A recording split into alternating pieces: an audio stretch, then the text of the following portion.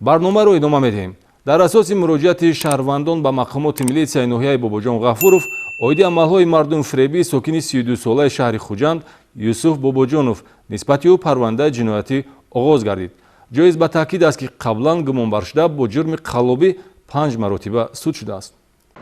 Борои фиреб даромадан ба боварии шаҳрвандон бо мақсади ба даст овардани даромади пулӣ ё молумулкӣ ҳаракатҳои қасдонаи қаллобӣ аст, ки барои чунин кирдор дар кодекси ҷиноятӣ ҷавобгарии ҷиноятӣ пешбинӣ шудааст. Мақомоти милитсияи ноҳияи Бобоҷон Ғафуров дар асоси муроҷиати 8 нафар нисбати сокини шаҳри Хуҷанд Юсуф Бобоҷонов, ки қаблан 5 маротиба барои қаллобӣ суд шудааст, бо моддаи 247 қисми 3 кодекси ҷиноятӣ парвандаи ҷиноятӣ оғоз намуд. бо ваъдаю баҳонаҳои гуногун ба мисли озод намудан аз маҳбас, миёнаравӣ барои иҷрои кор ё хизматрасонӣ, насиҳа гирифтани молу маҳсулот аз соҳибкорон ва фурӯхтани он бо арзиши нисбатан арзон усули қасдонаи ҷиноятиест, ки ба гумонбаршуда нисбат дода мешавад.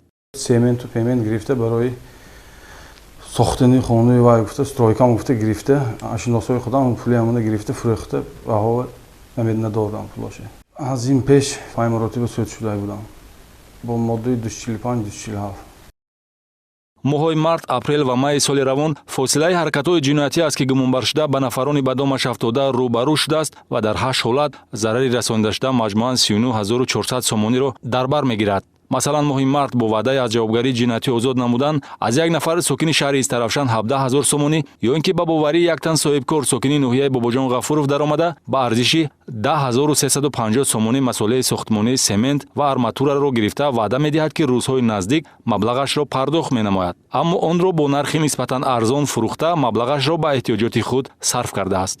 Одам гуфтанд, ки ман сохтмон ка достаям, аз сохтмонам мондагӣ ман изофагиша мефурӯшам, гуфтам нахаридам. нафарони оиди ҳаракатҳои ғайриқонунии гумонбаршуда Юсуф Бобоҷонов маълумот дошта ё зарардида метавонанд ба шӯъбаи вазорати корҳои дохилӣ дар ноҳияи Бобоҷон Ғафуров ё милитсияи маҳаллӣ зист хабар диҳанд.